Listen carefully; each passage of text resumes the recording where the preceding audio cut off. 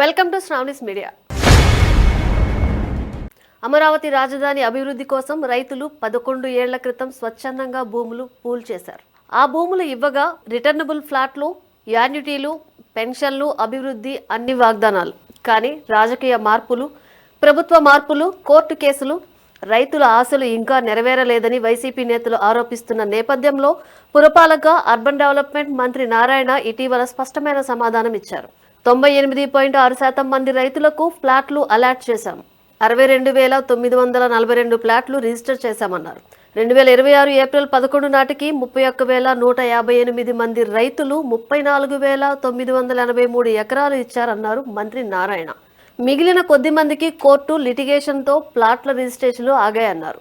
651 మందికి 450 ఎకరాలు ఇవ్వాల్సి ఉందని, ప్లాట్లకు బౌండరీలు, రోడ్లు, డ్రైనేజ్లు వేయగానే రాళ్లు వేస్తారని మంత్రి నారాయణ తెలిపారు.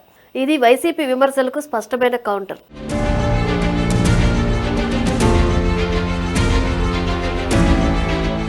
మొత్తం 31,158 మంది రైతులు 34,983 ఎకరాలు పూల్ చేశారు.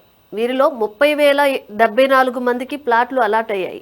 అంటే 92.6%, 62,942 ప్లాట్లు రిజిస్ట్రేషన్ పూర్తి.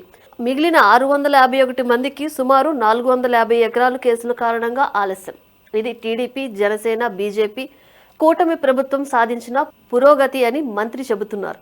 గతంలో అక్టోబర్ 2025 వరకు 991 మంది రైతులకు పెండింగ్లో ఉండేవారు. ఇప్పుడు అది గణనీయంగా తగ్గింది. ప్లాట్లకు ఇన్ఫ్రా, బౌండరీ, రోడ్లు, డ్రైనేజ్ పూర్తి చేస్తే రాళ్లు వేసి హ్యాండ్ ఓవర్ చేస్తామని ప్రభుత్వం హామీ ఇచ్చింది. వైసీపీ నేతలు సజ్జల రామకృష్ణారెడ్డి, ఎంపీలు మిథున్ రెడ్డి, వైవి సుబ్బారెడ్డిలు ఇది తప్పుడు ప్రచారం అంటున్నారు.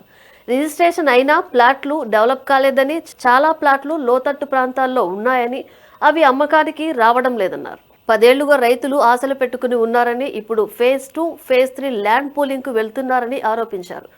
మొదటి దశ వాగ్దానాలు నెరవేరకుండా ఎలా అని ప్రశ్నిస్తున్నారు. కాగ్ రిపోర్ట్ కూడా గతంలో ల్యాండ్ పూలింగ్ భూములు ఐడిల్గా ఉన్నాయని, 2,244 కోట్లు ఖర్చు చేసినా లక్ష్యం సాధించలేదని CAG విమర్శించింది.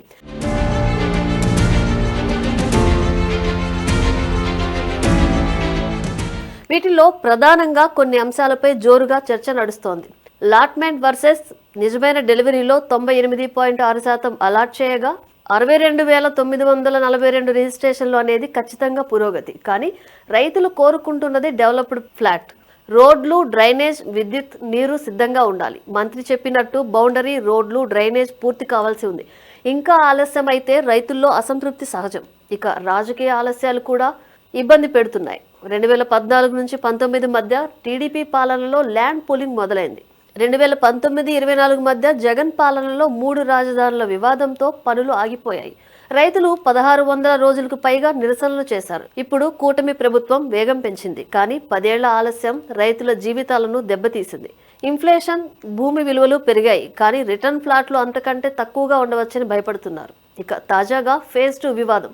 Inner ring road, railway station, sports city కోసం ఫేజ్ 2లో 16,666 ఎకరాలతో పాటు ఫేజ్ 3కు వెళ్తామని మంత్రి నారాయణ చెబుతున్నారు. రైతులు మరిన్ని భూములు ఇవ్వాలని అప్పీల్ చేస్తున్నారు. కానీ ఫేజ్ 1 వాగ్దానాలు పూర్తి కాకుండా ఇది సరైనదా? రైతులను మోసం చేస్తున్నారని వైసీపీ ఆరోపిస్తోంది. రైతులలో కొందరు ముందు మా ప్లాట్లు ఇవ్వండి, తర్వాత మరిన్ని ఇస్తామని గట్టిగా డిమాండ్ చేస్తున్నారు.